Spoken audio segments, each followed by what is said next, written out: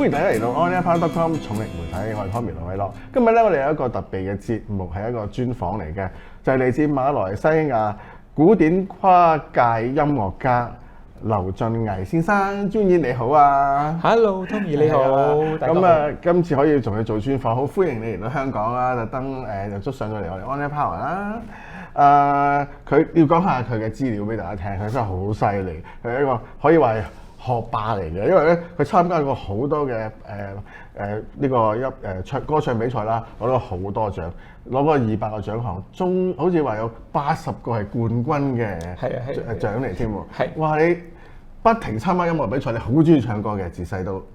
即係我一朝早咧，每朝早我起身咧，我就會諗住。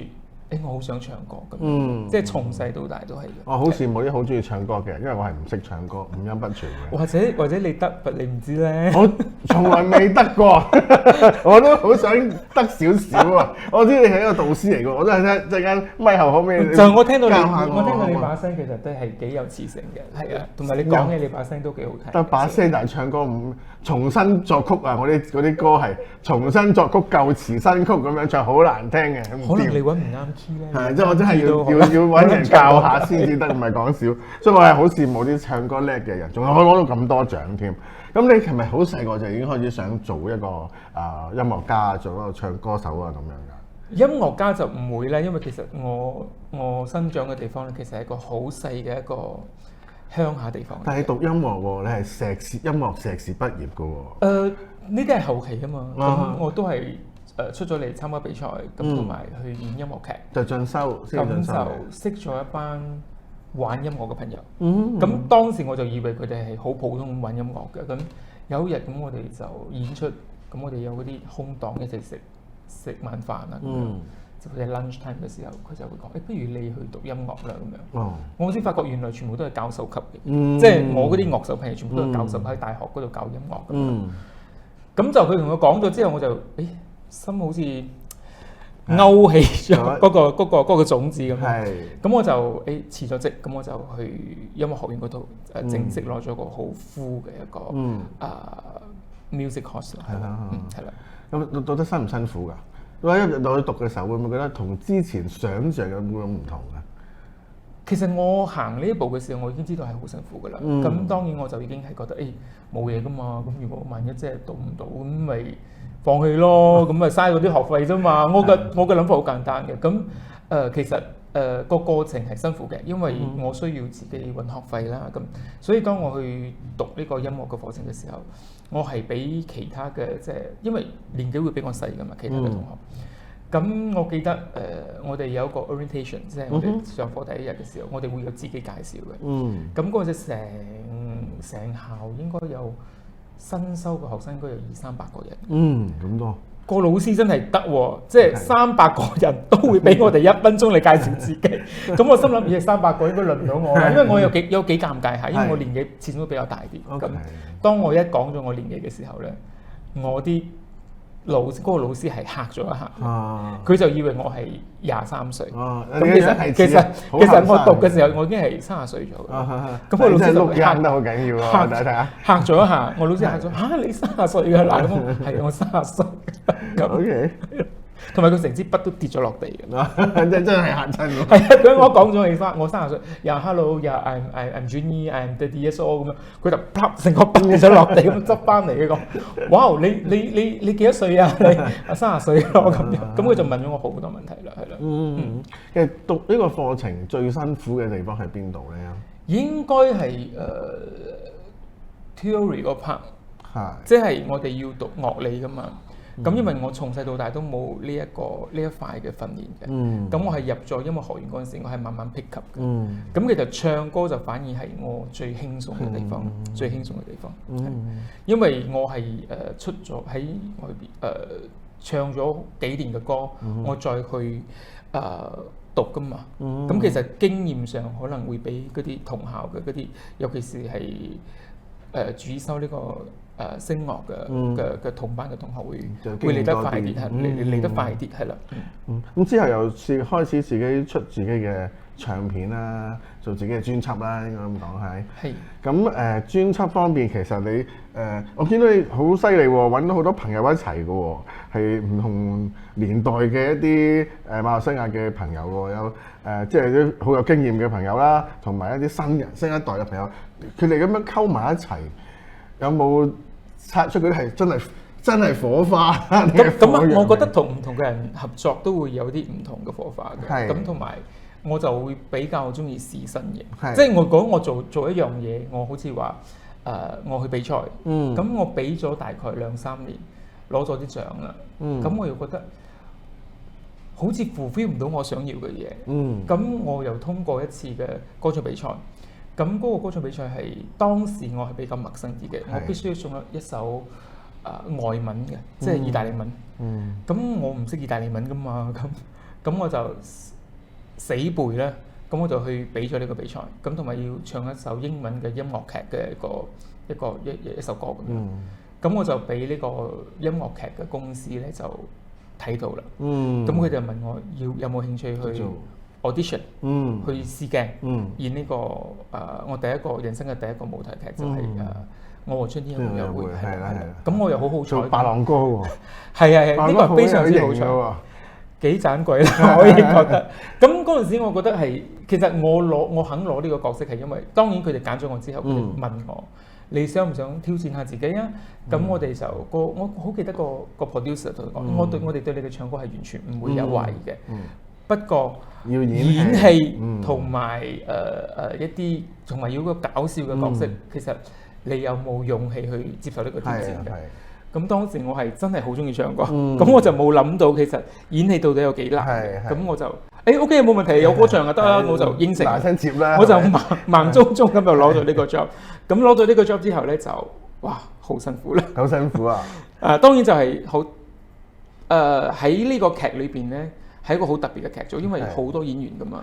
咁有呢個我哋講四個女仔啦，即係我哋有小蝶啦，有 Nancy 啦，有鳳萍啦，有 Lulu 啦。咁我哋有好多啲唔同噶嘛，佢哋每一個有 Tony 啊，或者係阿豪啊，好多角色。咁我哋呢一個劇組嘅演員咧，到而家都係好好嘅朋友嚟。咁頭先你講嘅就係合作嘅對象，其實有啲都係呢個劇組嘅朋友嚟嘅，所以我哋之後我哋都做咗好多一啲合作，越多越合作，係啦，正式咗。你做舞台劇，你音樂劇有音樂劇啦，你唔止一套嘅喎。做完呢個喺嗰時春天有約會之後咧，仲有 tour 嘅喎，佢仲出埠做啊，唔係淨喺馬來西亞。係有嘅，係啦，去咗Perth 係啦，咁啊嗰邊但係呢次係廣東話嘅音樂劇嚟嘅。係嘅。跟住我都知道你做咗其他喎，係啲普通話嘅係咪？做華語啦叫做。華語係啦。又做梁祝啦，又做咗最近舊年年尾嘅係咪？舊年年尾係嘉庚傳奇啊。係啦，冇錯。嘉庚傳奇嘅陳嘉庚先生咧，就可能香港人唔係太熟悉，但其實佢喺馬來西亞，即係喺南洋喺華社係啦，即係南洋嘅華僑咧係一個好著名嘅人物，亦都好愛國嘅，亦都所以佢係一個好傳奇嘅人物。咁要做一個咁重嘅角色，其實你做咗幾個唔同啊，做梁山伯同埋做陳嘉庚先生唔同嘅喎，好即係兩樣好唔同嘅喎，係唔同嘅。同埋陳嘉庚先生係由後生一路做到佢老啊嘛，係咪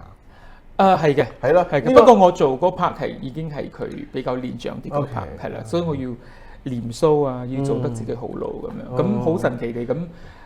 個造型相出嚟係好似佢本人嘅，咁同埋就其實陳嘉庚先講過陳嘉庚，因為陳嘉庚嘅話係一個新加坡嘅一個作曲嘅人，咁其實嗰啲歌係好難唱，所以其實係我覺得係反而就演技就擺喺一邊啦。咁其實我反而覺得係專注唱個新嘅創作，咁同埋咧佢啲歌係好勁嘅，即係3分鐘500個字。哇！我都唔知我點樣做到嘅，其實你可唔可以表演下？仲記唔記得一啲歌詞？哇！我唔留呢500個字，其他歌得，因為即係嗰陣時我哋成個劇組嘅演員咧，因為好多都係唱過噶嘛。係。咁其實我哋一唱完咗成個 show， 演完成個 show 咧，其實我哋嘅演員都係將啲歌忘記得七七八八，因為其實唔係，因為成個過程我哋係好辛苦嘅，因為其實佢係一個經典人物同埋歷史人物噶嘛。咁其實佢又係一個福建人嚟嘅喎。咁福建人咁其實佢就將佢以前演講嘅一啲文章咧變成一個歌詞。所以其實嗰啲中文咧唔係我哋而家講呢啲中文嚟㗎嘛。咁所以其實非常之難嘅。我係印象中好深嘅就係500個字3分鐘。做過咁多個角色嚇，你覺得邊個對你係最大嘅挑戰啊？我覺得係梁山伯。梁山伯係啦，梁山伯係啦，我覺得係梁山伯，因為梁山伯嘅話其實我記得我演嘅時候咧有一幕係需要喊嘅。我喊咗之後咧，其實個導演咧就拉咗我一邊咁樣，就同我傾，佢話：你可唔可以選擇唔喊啊？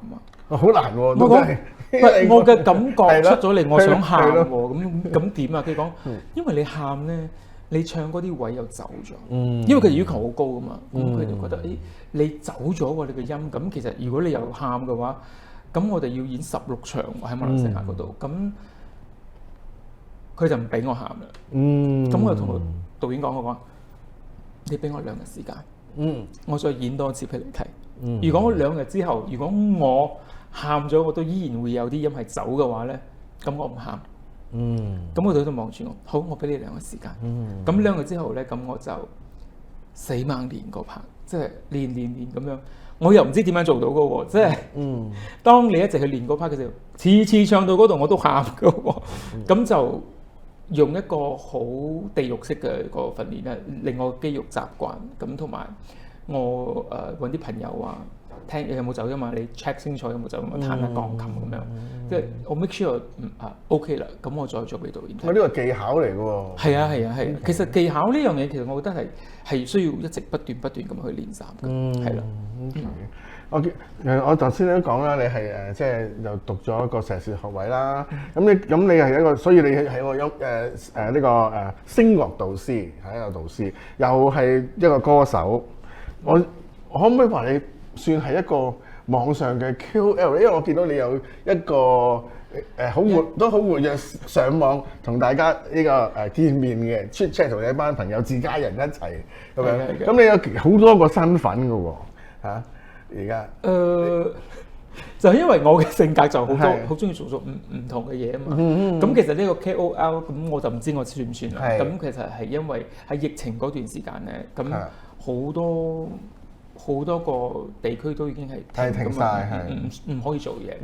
咁我就真係安住我嘅 handphone，咁我就做一啲直播咯。咁我就識咗呢一班朋友。咁同埋呢一班朋友，即係可能有人會覺得係歌迷，我覺得係 more than that 嘅，因為佢哋喺個除咗疫情嗰段時間幫咗我好大嘅忙之餘咧，咁之後我每一年9月我會搞嘅一個演唱會咧，都係因為佢哋嘅。因為我要去記得呢一班對我好好嘅人，回報佢哋。係啦，回報佢哋。咁我想用我自己嘅聲或者我嘅音樂，咁去回報呢班人。咁嚟緊嘅呢個9月，我都係會做3場，每年都係做1場噶嘛。咁你嚟到第5個年頭啦。咁我就做咗3場嘅呢個演唱會，咁同埋都未做㗎，即係等佢哋買飛啦。咁我覺得係。如果你要預我哋喎，可以㗎。如果你過嚟買飛你唔需要買飛。唔係，我哋預埋我就最緊要啦。咁係啦，咁你9月嘅，咁你每年嘅聚會係會主要都係唱歌啦，係咪？唱歌，不過今年我會加咗一啲新嘅元素，就係我會加咗一啲我會揾咗一個我識咗好耐嘅朋友，即係都係通過《我嘅春天》呢個音樂劇咁樣識到嗰個好耐嘅朋友啦。咁佢係一個好好嘅一個編劇咧，同埋導演。咁我想通過我音樂咧，再加埋一啲對白或者一啲故事，咁帶出一個比較正面嘅一個 message 嘅。即係因為我從細到大我係點樣講咧？霸凌係咪啊？我哋嗰度叫霸凌嘅，即係我細細個嗰時幼稚園我就開始俾人打㗎啦。俾人欺凌啊！俾人欺凌係啦，即係好嚴重嘅，係非常之嚴重嘅。咁我記得我小學嘅時候咧，小學1年級到6年級咧，我係未去過廁所嘅，係唔敢去廁所。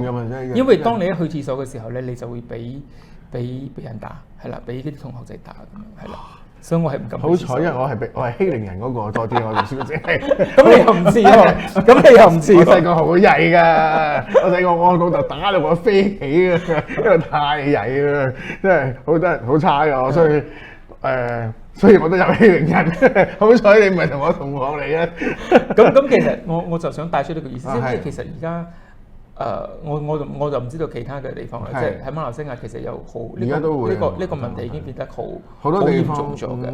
咁因為我已經係咁樣走出嚟咗噶嘛，咁我就同我嘅呢個朋友講咧，我想做呢嚿嘢喎，咁你可唔可以幫我寫個劇本？咁我朋友就咁你想寫啲乜嘢先？咁我想將呢塊嘢寫出嚟，因為其實好多人都唔知道，因為我嘅童年係咁樣經過噶嘛。佢講吓，你細個俾人打㗎？我係啊，俾人打㗎。咁佢就以為係嗰啲可能係推下你啊，拱下你咁樣嘅。咁我就講其實唔係㗎，其實我試過成個頭俾人撳落去個馬桶嗰度嘅。咁入邊係有嘢㗎。咁你污糟咗啦，你係洗乾淨，你自己清洗乾淨之後，你都因為成身濕晒嘛。咁我係需要係匿喺廁所嗰度咧，等啲衫乾咗，我先至自己行翻去教室嗰度。係啦。咁我呢位朋友就叫做 Nell Ng 嘅，所以我都好感激佢幫我寫呢個劇本嘅。咁就9月可以留意到啊。講起咁啊9月先啦，但係啱而家咧，你最新咧就出咗最新嘅單曲喎，叫做《給你寫一封信》喎，好有意思嘅喎，可唔可以介紹下？係有意思嘅。咁其實咁我嘅經理人就俾我幾首歌揀，咁本來呢首歌就唔係呢個元素嘅，係一個愛情歌嚟嘅。咁我同我經理人講話，我係唔會唱啲情情愛愛嘅嘢，我覺得我唔想唱呢啲歌啦。咁我想唱一啲關於人生嘅嘢。咁啱佢就俾咗幾首歌我揀，咁好點樣講？好啱 timing。所有嗰啲歌係講一啲激勵人生啊，或者乜歌，每一首我都唔中意，我就中意呢一首。咁佢其中有幾段嗰個 chorus 嘅部分咧，佢令我勾起咗我嘅阿嫲。因為嗰陣時我細個時候咧，我俾人欺凌嘅時候咧，我係唔敢返學㗎。咁我阿嫲咧就用佢嘅方式去鼓勵我。咁突然間呢個畫面就出咗嚟啦。咁我就覺得我要呢首喎。咁我經理就問我：你咪話你唔唱愛情歌㗎？唔係喎，呢幾段嘅歌詞係好啱我嘅 feeling，諗起我阿嫲喎。咁我經理就望一望咁樣，佢就話：不過呢首歌咧，其實其他歌手已經係要發行呢首歌㗎啦。咁佢就講等我同個歌手傾一傾先，可唔可以將呢首歌讓咗俾你咁樣？咁結果呢個歌手即係呢首歌嘅創作人啦，佢就將呢首歌讓咗俾我先，即係俾我發行先咁樣係啦。咁就再改咗啲歌詞咁樣係啦，就係寫俾我媽嘅係呢首歌係啦。一首好感動嘅歌曲。OK，咁嚟緊仲會唔會繼續出專輯咧？而家淨係出一隻單曲喎。咁因為而家嘅市場都已經唔係好似以前嗰啲嘅市場咁樣噶嘛，咁或者我一年出一個單曲，做埋10首歌，咁咪好出個專輯咯。可以用呢個方法去諗下嘅。咁當然都係睇下有冇機會gain 多啲 followers 啊咁樣啊，咁就呢個可能性就會快啲啦。仲會唔會諗住都係堅持唔好唱咁多愛情歌，一路都係呢個方向，就係唱啲比較可能有對自己有意義、related 到自己嘅歌為主。唔知㗎喎，咁其實如果我話今日我話唔唱，咁可能我聽日又好想唱首愛情歌咧，咁樣，因為我變化好大㗎喎。咁啊係，即係你睇好似話，即係我會係唱流行歌、文藝歌。有音樂劇，咁又跳翻出嚟，又做一啲音樂嘅創作咁樣，我覺得係啦。其實作為一個古典跨界嘅音樂家啦，其實同流行曲咧，其實有冇衝突嘅咧？有陣時對我嚟講咧，就唔會有一個衝突嘅。不過可能係因為我嘅音樂背景同埋其他人嘅唔同，因為其實我係需要不斷去自己去揾機會嘅，即係例如點解我會去參加咁多比賽？因為我需要俾人睇到，所以喺嗰個幾年，即係我啱出嚟唱歌嗰幾年咧，我係必須要去參與好多嘅一啲上台嘅機會。所以我就可能我一個禮拜我可以俾足7日㗎。即係我會揸住架車全馬來西亞走嚟走去，我7日都喺度參加比賽嘅。咁所以先至會 gain 到咁多嘅獎項。咁多嘅嗰個比賽嘅機會，咁通過比賽啦，咁又通過比賽我去咗音樂劇嘅呢個圈子，咁我更加需要去 make sure 我自己係我唱得好嘅，所以就例如頭先我哋節目開始我哋有傾嘅，即係我身高唔係180㗎嘛，咁我係171嘅啫喎，咁當你嘅外形或者你嘅身高已經係冇咁優秀啦，咁我就需要練好我把聲。咁我記得當其時，只要令我嘅聲可以進步嘅，我都會去試嘅。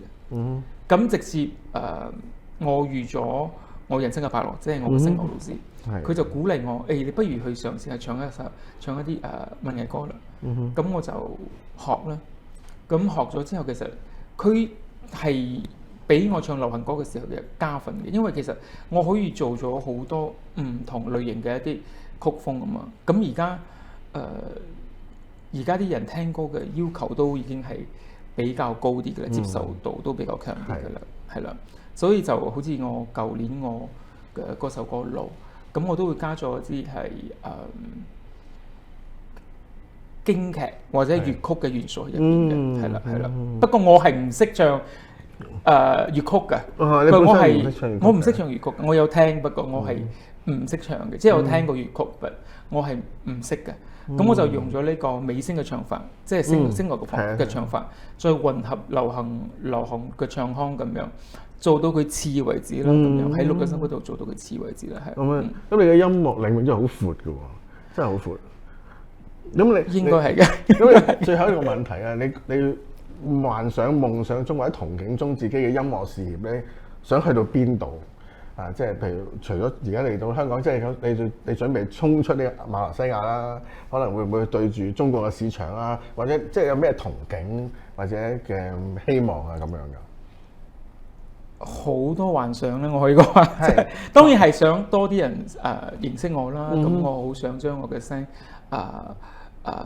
送俾好多唔同嘅階層嘅人啦，咁同埋當然我都會好珍惜一啲欣賞我嘅人啦，咁樣係啦，或者咁啦，我係揾緊一啲欣賞我嘅人啦，因為其實你聽咗未必中意你噶嘛，咁我都對我自己嘅聲有一定嘅信心嘅，因為其實通過即係我自己嘅嗰個平台啦，即係話我識咗一班朋友啦，或者我歌迷。咁佢哋都好 support 我嘅，好似呢次我嚟香港，咁其實佢哋都係俾我好大嘅支持嘅。當然，我喺香港都有一啲follow 我嘅朋友嘅，係啦。咁我都有 follow 你啊 ，Facebook 係啊，真係。如果我點會知道你嘅路向咧？不過喺呢個我同嗰啲歌迷交流嘅情況，因為喺疫情嗰時。所以我做嘅嘢係比較同呢個市場其實可能好多歌手都唔會做嘅，我都通過嗰度做啦，咁係啦。最後呢個時候你有冇乜嘢想同你嘅歌迷啊、你嘅朋友講啊，或者你嘅 fans 講？係啦，多啲 follow 我，咁多啲睇我嘅平台 ，Insta 都好啊 ，FB 都好啦，咁同埋多啲認識我係啦。好，多謝晒你今日上嚟 Online Power 啊，鍾意。唔該晒，Tom。我哋今日節目時間夠啦。咁如果想聽到佢或者睇佢 MV 咧，專嘅 MV 咧，我哋喺我哋嘅節目下邊嘅 link 嗰度咧 ，description 度咧就會打低嘅。咁你可以跟住我哋呢個 click 入去，就可以收睇佢最新嘅 MV 啦。你嘅歌叫咩名話？叫做給一封，給你寫一封信，可以 click 咗嚟睇下咯。多謝晒你，多謝晒 Tommy，拜拜，拜拜。